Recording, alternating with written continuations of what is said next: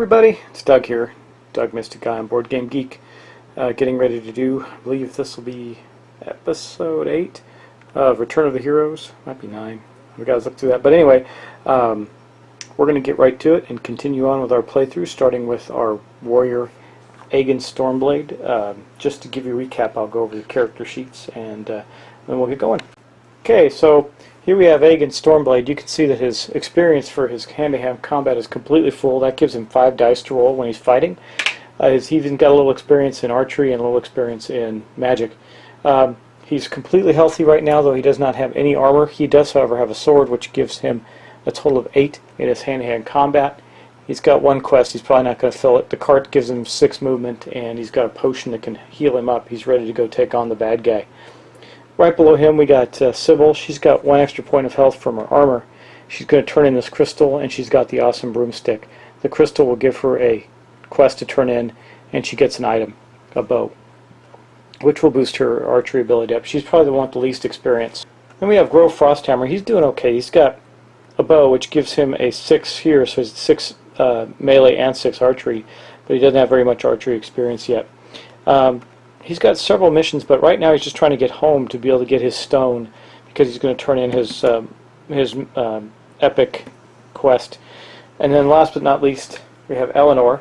She's got a point of damage, and still got a point left on her armor. She has an 8 in archery. She's doing really well there. A little bit of magic, and she's got a bow, which gives her a 9 total. So if she's got 9 or less to hit with archery, she's pretty outstanding. And as soon as she gets her stone, she's going to be trying to beeline to take on the Nameless as well. But let's get started. We are going to start with Aegon Stormblade. Here's Aegon. He's got his cart, so he can move 6. He's going to go 1, 2, 3, 4, 5, and use the boat to take him across for free for 6. That's going to put the boat back in the bag, and we'll have to draw another tile out. We're really running low on tiles. Not much left here. We've encountered the thief again. I'm not going to put him in. I'll put him someplace out of the way. Put him up here, B8. Why not? Or we'll put him right on the edge of B9 in case somebody wants to go get him. And that is going to end Aegon's turn for this round. Now we're going to go on to Sybil's Spellsinger. Well, Sybil's right here, and she wants to get right there. Now, one of the nice things about being a wizard is oh wait, no, those are only on red hidden paths. So on this hidden path she has to roll a 6 or less. It's a forest path. So let's see if she can do that. If she does get there, she gets to complete a mission. Okay, let's roll for Sybil. Okay, we got a 4. Nice. So she is going to be able to get to the glade and finish her mission. So she was able to move to here this turn. And in doing so, she's now at M6, which allows her to bring the crystal to the elves. So she gives the crystal to the elves, and they give her a fine magic bow as a weapon, which will give her a 5 archery. So it wouldn't hurt her to beef up her archery now. But we did get rid of a tile, so we have to draw another one. We're really running out. Okay, so it's going to be the Mage Duel of Mages. Let's go to the bowl. Okay, well, so we have the Duel of Mages here. What we're going to do is roll dice. We'll start with Aegon. He's got a 4. He's only got 2 dice. He's got to roll 4 and then a 3. He failed. So now we got Sybil. She's got a 7, and she's got how many dice? She's got 4 dice to roll. So she's got a good shot of making it. She rolled a she actually failed. Look at that. She failed her roll. Okay, so Grow has a 3. He's got 2 dice. He actually failed, and then Eleanor's got a 4. She succeeded on her first roll. Let's see if she can pull it off. And oh no, it was 3 on the second roll. So she failed by 1 on her second roll. No one benefited from the Duel of Mages. Oh well, that's the way it goes. Okay, let's move on to Grow Frosthammer's turn. Grow just wants to go home. He's going to try, but first he's going to go here, then here, and take on this enemy, because he's got no choice. The enemy requires, here, let me show you there if that's helpful. Let's see where you can see it. There we go. It's one of these servants. It requires archery and gives him either a red, blue, or green skill. So let's go to the bowl. It's going to be archery -1. Now what's interesting with Grow is he does actually have 3 dice and a 5, so he's going to need a 6. So he's going to need a 5 on the 3 dice. and he actually succeeded with a 4 and killed the servant. That servant is now out of the game, and that will give him 2 more experience points. So let's go look and see what he does there. Well, so we've got a couple choices. If we give him 2 greens, he's 1 away from getting a 4th dice there. If we give him 2 reds, he's 1 away there. Or if we give him a single blue, he is going to get a plus on his, or a 3rd die on his magic, but he's so bad with magic, I think what we're going to do is we're going to give him, he's actually equally good, but he's already up for it, so we're going to try and beef up his, we'll give him 1 of each, that way if he gets 2 more of anything, he can acquire 1 of those. And that's going to end Grow's turn, and I'm going to have to draw a tile from the bag. We're really getting low on tiles, there's not much left to draw here. Let's see what we get. We got a creature, one of the minions on C7. So I'm going to put him up there. He's near that gate or thing, the destination gate teleporter that we put up there at the very beginning of the game that no one's used. Anyway, that's going to end Grow's turn. Now we're going to go on to Eleanor. Eleanor is just trying to get home. She's here, but she's going to have to cross this tile first. So she's going to go 1, 2, 3, and then we're going to reveal what this is. It's a troll. No modifiers, but if she does defeat it, she's going to get a green and a red experience, which is good. Well, not that helpful for her because she's already maxed out on green, but she's obviously going to use archery. She's got a 9 or less to hit on 5 dice. I think she can do that. Okay, here's her roll. So yeah, easy. She killed the troll, which is going to give her a green, I'm sorry, just a red experience point. She can't go any higher on the green experience point track. So she's now got 1 experience point here, which isn't very helpful to her, but she did kill the troll, so we are going to have to go back into the bag and draw something out. Let's see what we get.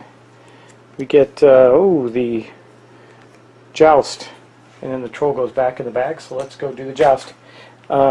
Yeah, so it looks like you get these pop up a lot toward the end of the game because there's one of the few things left in the bag, and that helps people advance a little more quickly as they try to get to the nameless. It's I see it as a balancing tool if someone's running ahead like the warrior has been. I'm not going to bother with Aegon's roll. He can't get any more experience in that area, but the dwarf can, and so can the elf. And so can Sybil, but she's not likely to make it. She's got a 3 of her first roll. She failed on her first roll. Grow has 4 dice, and he's got a 6, so he might be able to pull this off. Let's see. Yeah, he got a 4 right there, so now he's got to get a 5 on the second roll. Can he do it? He does. He gets a 3, so he's going to go up 2 more experience points, so that's going to max out his combat. I'll do that in a moment, but let's go to Eleanor. Now she's got a whopping 2, so she's not likely to do much here. Nope, but it sure did help our dwarf Grow Frosthammer. Now, so for Grow, he's going to get these 2 more experience, which puts him up to 5 dice with a 6 to hit on his melee, and he's got a 6 to hit on his archery with almost 4 dice. Got a couple more points to go before he gets 4 dice. But that was actually Eleanor's turn. She killed the troll, and now we're going to go back around for the second round, starting with Aegon Stormblade. Okay, I should probably play some dramatic music, but we'll see how this goes. The first thing that we have to do is we got these 4 minions. We don't have to defeat all of them, we just have to defeat 1. And I think the way it works out is they all have a different stat. I don't know which one. And then if we defeat them, we can immediately go on and fight the Nameless. So I'm going to go 1 and then 2. I'll just take on this very first minion at the steps of the tower. Oh god, man, did we luck out there. It is the strength minion, so he's got a strength, he has to make a strength roll -1, and then he'll take on the Nameless immediately after that. So let's go to the dice bowl and see what he does there. So actually, we don't quite get to encounter him yet. He moves in, and this guard is going to reappear magically as long as the Nameless is there, but he's going to move in and get to fight the Nameless on his next turn, so in the last turn of this session. He'll get to do that. So next we have to go on to Sybil. She's concerned because she's very far away from her jewel. She may not even be able to get home before the Nameless is defeated, but let's go take a look. Well, she's going to use her broom, which is going to rocket her across over here. She's trying to get home as quickly as possible. I do have to roll 1 die. We have to see if I roll a 1, you know, the broom takes her to the witch's place, which is a little farther trek to her home than from where she is now. Okay, let's hope she doesn't roll a 1. She did not, so she's fine. She quickly flew across the board. Now we're going to go on to Grow Frosthammer. Grow is one away from his home. So he goes there and he turns in his relic. Now I don't know if this is going to matter because I don't think he's going to get back in time unless Aegon completely fails to defeat the Nameless. We're going to get his precious stone out and we're going to put it on board. Ooh, let's see what his precious stone looks like. His precious stone is this one here. That it looks like it's like a little polished rock. It is going to go on his board and he can now attack the Nameless, but that is the end of his turn. So now let's go on to Elenor. Eleanor is doing the same thing. She's going to spot 3, which is where her house is, where she is hanging the Axe of the Gnomes above her fireplace mantle, which has restored her family name and given her her precious stone. So the only one that does not have her their precious stone at this point is our mage Sybil Spellsinger. And here is her precious stone that goes on her board. Pretty cool. And so Eleanor can go after the Nameless too, but she's probably not going to get there because that ends that round. We got one more to go, and Aegon's going first, and the first thing he's going to do is attack the Nameless. So let's go do that. I'm going to go straight to the dice bowl. There's no reason to go to a space. He's on the castle of the Nameless, and he's going to take him on. Okay, this is the weakest of the enemies, the Nameless. The Shadow is his name, and this is his tile. And he has a special ability. It says he receives lost hit points of his attackers as his own. So when we attack him, if Aegon does not defeat him, we're going to go back and forth in combat until one of them is defeated. Every time Aegon loses a battle against the Shadow, he's going to lose the hit point that's going to go on the Shadow, which makes him tougher. But I don't know if that's going to happen because Aegon has 7. He's got all 5 dice. He needs a 7, 8 to hit, minus 3, so he needs 5s. 5s on 5 dice, 5 or less on 2 of the 5 dice. So, wow. So, wow, he failed. So, we're going to take one of the beads. You know what I'm going to do, just so you can see the battle better, is I'm going to put Aegon. Oh, man, that was not good. Aegon right here, so you can see him. He had 3. He was completely healthy, but he just did lose a health, which goes on the Nameless. I'm going to pause just a second to straighten out his card, and then we'll be right back. Okay, so now you can see I put this bead on the Nameless. That makes him a little tougher to defeat. Now we got to roll again. Same roll. Now, Aegon can't heal himself. He's got a potion still, but let's get rolling here. And, yeah, maybe we're just going to put this right here. But he did succeed. He got a 2, so he took this point away from the Nameless, and now he's got to defeat him again. Let's see if he can do it. He needs a 5. And he does. He succeeds. So he gets 4 right there. A little bit of a tough battle, but he ended up winning it. So he defeated the Shadow, the Nameless, known as the Shadow, and has defeated the game, won the game. So Aegon Stormblade is our winner, and we have completed our full game session of Return of the Heroes. I'm going to come back with some thoughts, and we'll wrap it up. So one of the things I do want to point out is that is the simplest of the villains to defeat. It's for the introductory game. You can see here that we also have the 6-armed goddess now who has would have had a -4 there, and we would have had to beat her 1, 2, 3, 4, 5 times. Plus she's got she causes double damage in close combat, except against the wielder of the cross, which nobody had. Then we got the warlock, who cannot be attacked in close combat. So Aegon would have been completely defenseless against him. He would have had to try and use his archery or magic, and is weak in that.